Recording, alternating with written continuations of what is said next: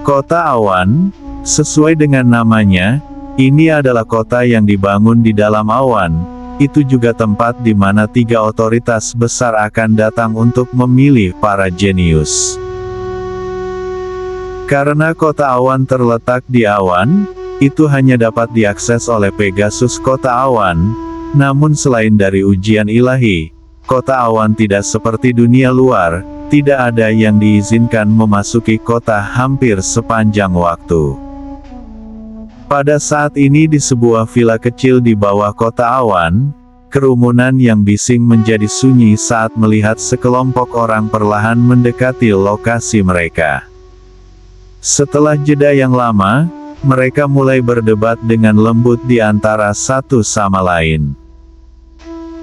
Wanita paling depan adalah Dongfang Changjin dari keluarga Dongfang. Tampaknya kelompok yang baru saja tiba adalah perwakilan dari keluarga Dongfang. Tahun itu Dongfang Yu dapat digambarkan sebagai seorang jenius yang telah mengguncang dunia, dan merupakan legenda yang tak tertandingi. Suatu kali dia menggunakan kekuatannya sebagai kaisar bela diri yang baru dicetak, untuk menangkis serangan bersama oleh 2 kaisar bela diri tingkat menengah sendirian, dan mengalahkan mereka berdua tanpa sedikit pun cedera. Bahkan alam abadi yang biasanya sombong sangat terkejut dengan bakatnya, dan menawarkan untuk menerimanya sebagai bawahan. Tapi gadis jenius itu tidak pernah suka dibatasi, jadi tidak peduli seberapa besar tawaran mereka, dia menolaknya. Guru Woyun samar-samar melengkungkan sudut bibirnya, saat wajahnya yang murni dan cantik dipenuhi dengan senyuman. Jadi ibuku yang belum pernah kutemui sangat luar biasa, dan aku sebagai putrinya, sangat bangga padanya, pikirnya. Kali ini, meski bukan karena kakakku, aku tetap akan menempuh jalan yang pernah dilalui ibuku.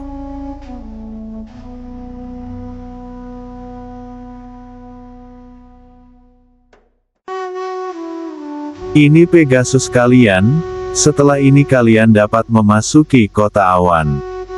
Setelah memeriksa identitas setiap perwakilan dalam keluarga Dongfang, para prajurit kota awan membuka jalan. Namun pada saat itulah tawa dingin terdengar dari belakang mereka. Sebagai eksistensi terendah, kalian tidak berhak ditempatkan di depan. Dongfang Changjin, aku yakin kamu tidak keberatan memberi kami Pegasus-Pegasus itu. Kalian tidak pernah tahu, aku bahkan mungkin meminta murid ordo kedokteranku untuk mengampuni kalian selama pertarungan. Ordo kedokteran, setelah mendengar nama faksi, semua orang tanpa sadar berpisah, memberikan pusat jalan ke kelompok itu. Jika seseorang menganggap akumulasi kekuatan keluarga Dongfang sebagai yang terkuat, maka selain 3 otoritas besar, Ordo kedokteran akan dianggap sebagai yang istimewa di antara generasi muda. Terutama Rong Yue, murid tuan dari Ordo kedokteran. Hanya dalam 2 bulan, dia telah mencapai pangkat kaisar bela diri tingkat menengah, dan dianggap tak tertandingi di generasinya. Yang paling penting, keterampilan pengobatannya benar-benar sempurna. Jarang ada orang yang bisa mengalahkannya di area ini.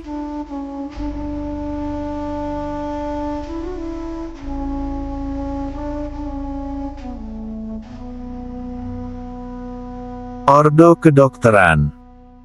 Ekspresi Guru Woyun menjadi dingin, dan tatapan dinginnya menyapu ke arah wanita yang baru saja berbicara.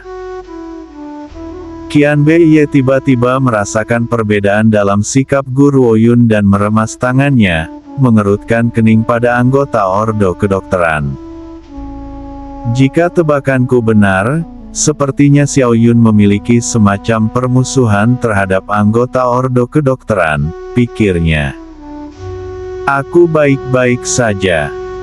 Guru Woyun sadar kembali dan menggelengkan kepalanya. Bagiku untuk bertemu dengan murid Ordo Kedokteran di sini, apakah ini akan dianggap sebagai kasus musuh di jalan sempit? Sejujurnya, Ordo Kedokteran tidak meremehkannya sedikit pun, tetapi mereka menyimpan dendam terhadap seseorang yang dekat dengannya. Dia tidak akan melupakan tahun ketika tuan dari Ordo Kedokteran telah meninggal dan Wei Yiyi mewarisi harta karun kedokteran. Namun Wei Yiyi dikhianati oleh kekasihnya dan adik perempuan juniornya yang terpercaya, yang kemudian merebut harta karun kedokteran darinya. Untungnya pada saat itu, putri satu-satunya tuannya telah menyelamatkannya. Kalau tidak, dia tidak akan pernah bisa lolos dari Ordo Kedokteran, dan tidak akan pernah menjadi dokter hantu. Meski begitu wajahnya telah hancur, dan dia dipaksa untuk terus-menerus melarikan diri dari hukuman, menyembunyikan dirinya selama bertahun-tahun. Dongfang Changjin menatap dengan ekspresi aneh pada Guru Woyun saat dia berpikir, gadis ini memiliki reaksi ekstrim ketika dia bertemu dengan murid Ordo Kedokteran. Mungkinkah sesuatu telah terjadi di antara mereka?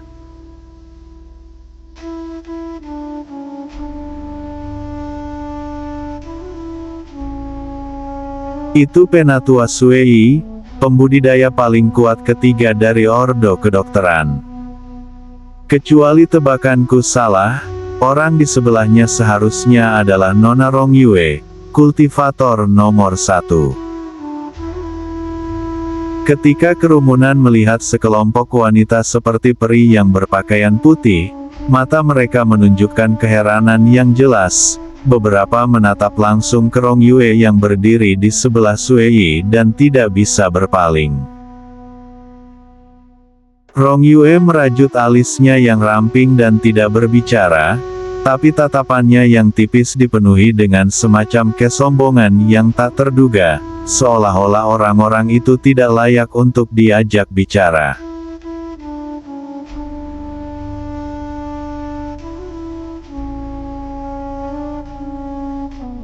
Murid-murid Ordo Kedokteran. Guru Woyun tersenyum dingin dan berbicara dengan kesal. Mungkinkah anggota Ordo Kedokteran menikmati mengandalkan kekuatan untuk menggertak orang lain? Atau apakah keluarga Dongfang siap untuk diintimidasi?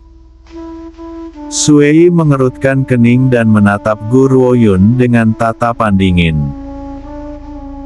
Gadis kecil, tidakkah orang tuamu pernah mengajarimu untuk tidak pernah menyela pembicaraan orang lain?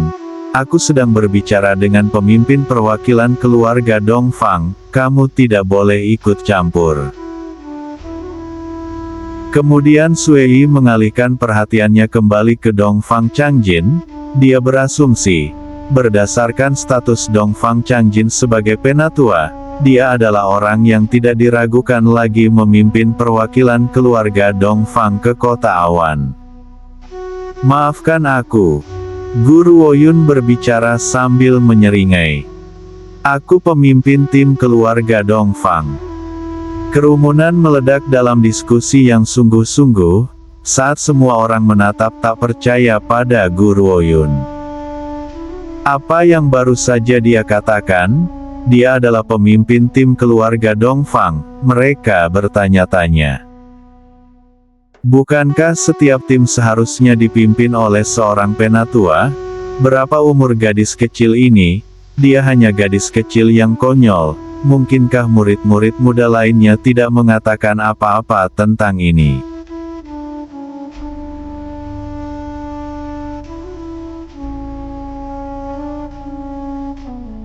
Suei mencibir. Gadis kecil, kurasa aku belum pernah bertemu denganmu. Siapa kamu bagi keluarga Dongfang? Guru Woyun tersenyum dan menjawab tanpa ragu. Guru Woyun. Jika orang banyak terkejut ketika Guru Woyun mengaku sebagai pemimpin tim keluarga Dongfang, mereka sekarang sangat terkejut sehingga mereka tidak bisa berkata-kata. Guru Woyun? Dia Guru Woyun. tuan misterius dari Balai 100 Ramuan. Gu Ruoyun ini juga dianggap jenius. Dia telah mampu menembus ke tingkat raja bela diri di bawah kondisi dunia luar pada usia yang begitu muda. Tetapi jika dibandingkan dengan beberapa murid dari keluarga lain, dia tidak jauh berbeda. Sayangnya ini adalah ujian ilahi, dan semua peserta adalah yang terbaik dari yang terbaik, terutama Nona Rong Yue dari Ordo Kedokteran dan Tuan Muda Istana Dark Yin, Zuo Sangchen. Mereka sudah menembus ke tingkat kaisar bela diri, dia hanya raja bela diri tingkat rendah. Dia mungkin bisa mengendalikan pelecehan tirani di dunia luar, tapi itu tidak mungkin di sini. Para tamu yang hadir di pesta ulang tahun Lan Yuge semuanya adalah bawahan dari keluarga Dongfang, juga tidak banyak waktu telah berlalu sejak itu, sehingga berita tentang tingkat kekuatan Gu Ruoyun saat ini belum menjadi pengetahuan umum. Itulah mengapa semua orang saat ini percaya bahwa dia masih seorang raja bela diri, yang merupakan pangkat yang dia capai selama kunjungannya ke negeri Black Turtle. Sebenarnya mereka tidak bisa disalahkan karena berpikir seperti ini, bahkan belum setahun. Jadi siapa yang bisa membayangkan bahwa dia akan melompati seluruh level dari Raja Bela Diri ke Kaisar Bela Diri. Bahkan tidak perlu menyebutkan keluarga Xia, selain warga kota surga, sisanya semuanya terbunuh. Untuk menghindari berita tentang batu roh suci di tangan Gu Ruoyun menyebar, Tuan Xia dengan tegas memerintahkan agar tidak ada yang membicarakan hal ini kepada siapapun di luar kota surga.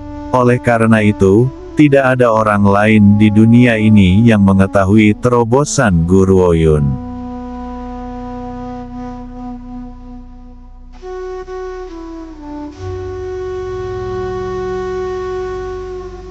Gu Ruoyun, kamu bukan anggota keluarga Dongfang. Jadi apa yang memberimu hak untuk berpartisipasi dalam ujian ilahi? Sui kemudian melemparkan tatapan menghina ke arah Dongfang Changjin. Kapan keluarga Dongfang menolak sedemikian rupa, sehingga kamu akan bergantung pada bantuan eksternal?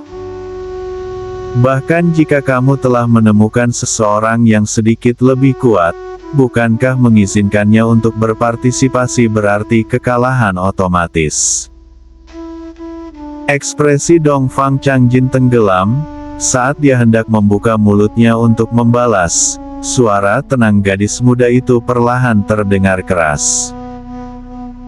Dongfang Yu adalah ibuku, jadi mengapa aku tidak memiliki hak untuk berpartisipasi? Kata-katanya seperti beban luar biasa yang menghantam keras ke hati orang banyak. Dia putri Dongfang Yu? Aku pikir Dongfang Yu telah meninggal berabad-abad yang lalu. Dari mana putri ini berasal?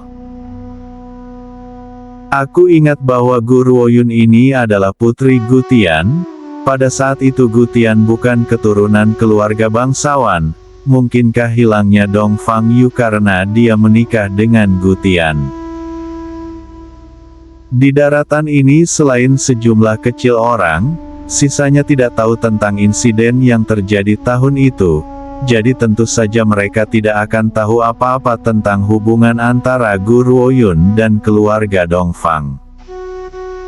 Karena itu, ketika mereka mendengar berita penting seperti itu, orang banyak merasa seolah-olah petir menyambar hati mereka, yang bergetar tanpa henti.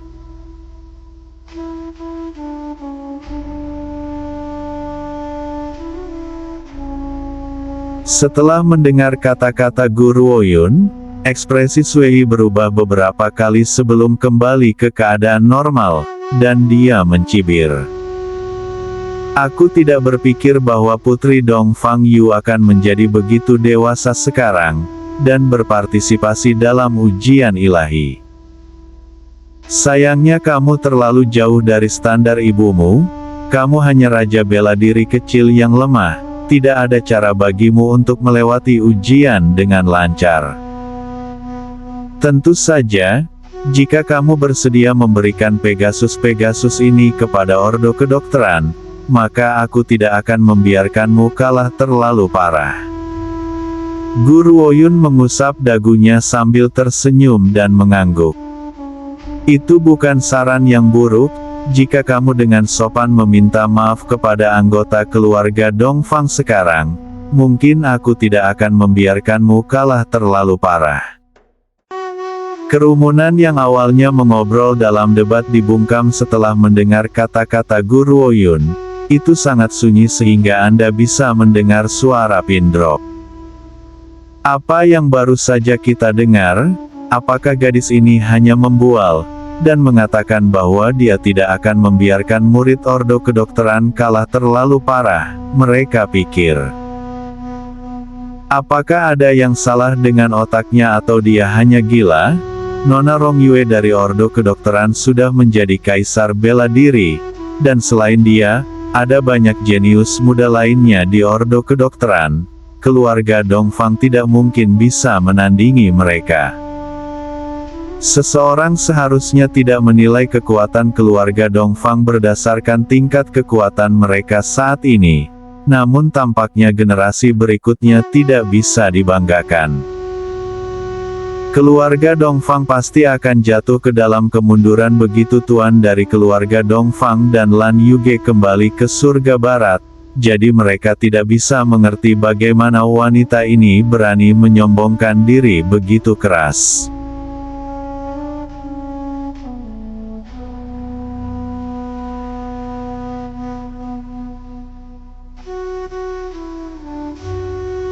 Jelas Rongyue sangat kesal dengan kata-kata Guru Woyun. Dia merajut alisnya semakin erat, menatapnya dengan dingin. Meski begitu dia tetap diam dengan arogan, saat dia menatap lawan dengan dingin. Dengan seseorang sepertimu, keluarga Dongfang pasti telah mencapai akhirnya. Senyum Sui mengandung penghinaan dan ejekan. Tampaknya surga benar-benar tidak adil untuk memberikan Dongfang Yu bakat luar biasa, namun memberikan kekurangannya dalam hal melahirkan dan membesarkan anak-anak. Dia bahkan melahirkan seorang anak bodoh yang diberkati dengan lumpuh otak. Guru Woyun, hanya karena kamu cukup beruntung untuk mendapatkan beberapa pil, bukan berarti kamu bisa menganggap dirimu tak tertandingi di mata dunia. Karena di mata Ordo Kedokteran kami, kamu bukan apa-apa.